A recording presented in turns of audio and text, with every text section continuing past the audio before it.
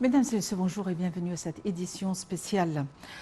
Le président Abdel Fattah el-Sisi est arrivé hier à New Delhi pour assister aux célébrations du 74e jour de la République indienne. Une cérémonie d'accueil officielle a été réservée ce matin au président el-Sisi au palais présidentiel indien à New Delhi. Et au palais de Hyderabad, le président Abdel Fattah el-Sisi a tenu des pourparlers avec le premier ministre indien Narendra Modi. Le point.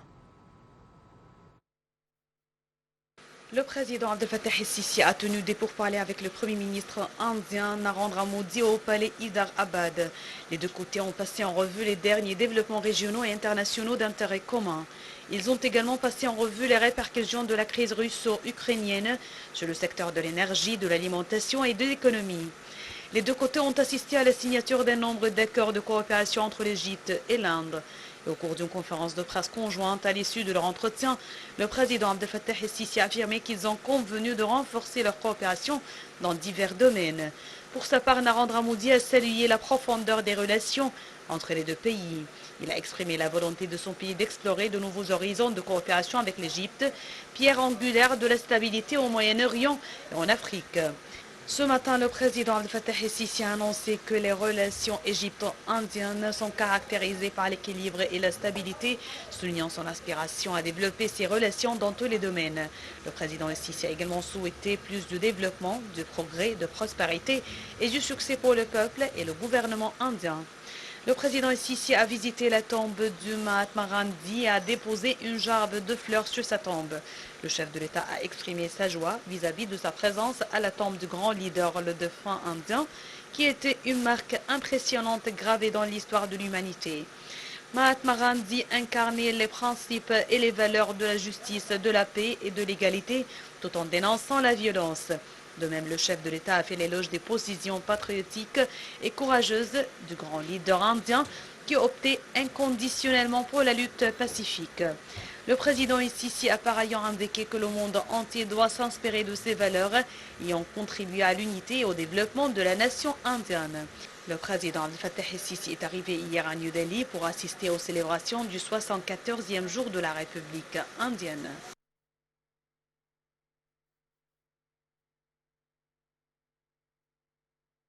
Et pour nous donner plus d'éclaircissements, nous avons le plaisir d'avoir en ligne Dr Amr Saleh, professeur d'économie politique. Dr Amr Saleh, bonjour et bienvenue avec nous. Dr Amr Saleh, êtes-vous en ligne? Oui, oui, allô, bonjour. Oui, Dr Amr Saleh, bonjour et bienvenue avec nous. Oui, bonjour, le plaisir est mien. Docteur Amr Saleh, des relations très étroites et historiques relient l'Égypte à l'Inde depuis le défunt président Nasser et nous avions toujours eu une coopération étroite. Quelles sont les principales caractéristiques de notre coopération avec l'Inde? Oui, vous savez que l'Inde est un grand pays en développement. Je ne dirais pas que l'Inde est un pays en développement, mais c'est l'un des nouveaux pays industrialisés. Vous savez que l'Inde, actuellement, dépasse les grands pays industrialisés en termes de produit national brut. Elle dépasse la France, actuellement. Elle est la cinquième pays en termes de parité économique. Et dans quelques années, l'Inde va dépasser même des grands pays comme le Royaume-Uni. L'Inde a fait beaucoup de progrès en termes d'investissement, en termes d'amélioration de la qualité de la production, que ce soit la production industrielle ou la production agricole. Vous savez que l'Inde actuellement dispose de nombre d'industries lourdes, comme l'automobile par exemple, mais aussi dans le domaine pharmaceutique et le domaine surtout de l'Inde. Et l'Inde est grande dans le domaine de l'électronique et du high-tech. L'Inde exporte même l'un des grands exportateurs du personnel, des ressources humaines qui travaillent dans l'industrie informatique. Aux États-Unis, si vous y allez aux États-Unis, en Europe, surtout au Canada, vous allez trouver énormément de nationalités indiennes qui travaillent dans les grandes entreprises. Donc l'Inde est omniprésente et de par ces réformes que l'Inde avait entreprises depuis des années, mais avec aussi sa vision d'être le cinquième force économique dans le monde. Je vous disais que l'Inde avait dépassé la France avec son PIB de 3 trillions de dollars, alors que l'économie française a un poids de 2,7, 2,8. C'est quand même énorme. L'Inde avait entrepris depuis des années aussi des réformes et des projets énormes dans le domaine des infrastructures.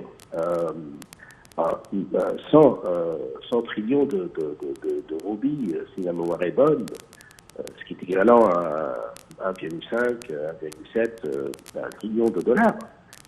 C'est énorme, des chiffres énormes. L'Inde réalise des croissances économiques qui va au-delà de 4-5%.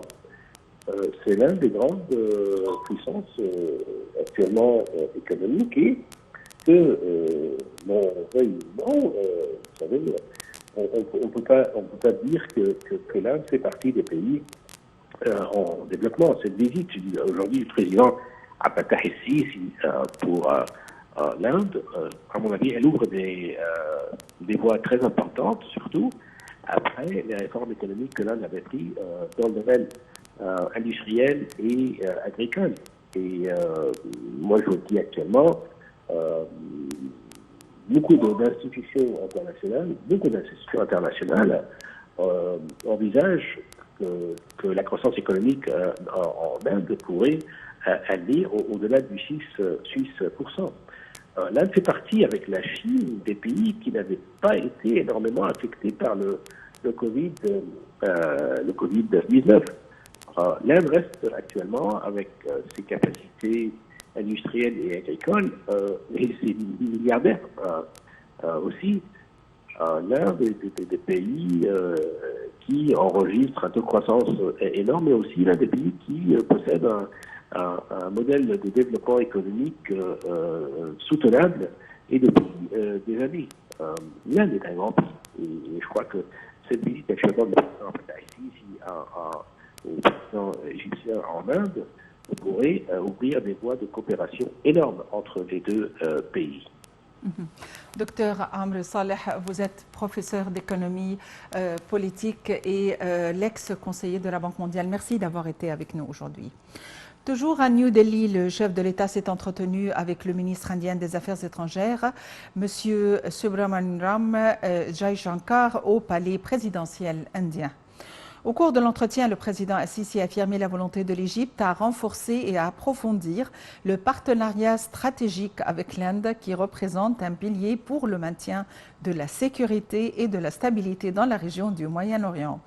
Le chef de l'État a également affirmé son aspiration à maximiser la coordination et la consultation avec l'Inde au cours de la prochaine période dans divers domaines politiques, sécuritaires et économiques.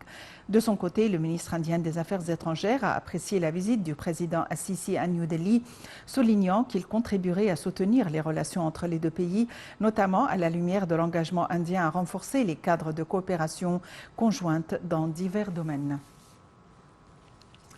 En Inde, toujours, la fête nationale est célébrée le 26 janvier, le jour de la République, commémore l'adoption de la Constitution. Au moment de son entrée en vigueur, la Constitution de l'Inde a incité le gouvernement de l'Inde ou a adhéré le gouvernement indien à l'acte de 1935 comme loi fondamentale ou fondatrice.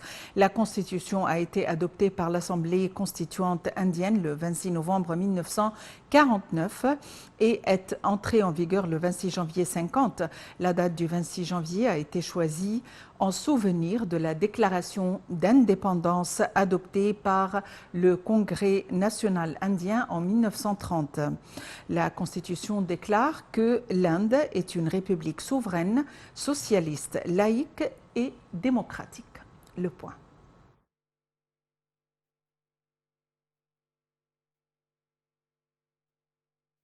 En Inde, la fête nationale est célébrée le 26 janvier, le jour de la République, commémore l'adoption de la Constitution. Au moment de son entrée en vigueur, la Constitution de l'Inde a remercié le gouvernement of India Act de 1935 comme loi fondamentale. La Constitution a été adoptée par l'Assemblée non constituante indienne le 26 novembre 1949 et a entré en vigueur le 26 janvier 1950. La date du 26 janvier a été choisie en souvenir de la déclaration d'indépendance adoptée par le Congrès national indien en 1930. La Constitution déclare que l'Inde est une république souveraine, socialiste, laïque, démocratique. C'est un jour célébré avec une grande fierté et beaucoup d'enthousiasme dans tout le pays. Un grand défilé se déroule tous les ans à Rajpa, en face de la porte de l'Inde à New Delhi, la capitale. Tôt le matin, la foule venue de partout en Inde se rassemble autour de l'India Gate pour admirer la parade et retrouver des performances aussi bien culturelles que traditionnelles données par des professionnels appartenant à différents États en Inde. Ceux qui ne peuvent pas se déplacer regardent le défilé depuis leur télévision. Le Premier ministre indien participe à l'événement en compagnie d'autres ministres et des forces armées. Ce jour symbolise l'unité de la nation et rassemble les citoyens d'origine, de castes et de religions différentes afin de célébrer la fierté d'être indien. Le monument Rashtrapi Bhawan ainsi que d'importants immeubles du gouvernement sont décorés et illuminés pour l'occasion. Les héros de la nation sont gratifiés par des médailles et récompenses. Une récompense nationale est donnée aux enfants par le président pour leur bravoure. Des avions de l'Indian Air Force clôturent la célébration par des traits de fumée de couleur et des pétales de rose sont lancés sur la foule.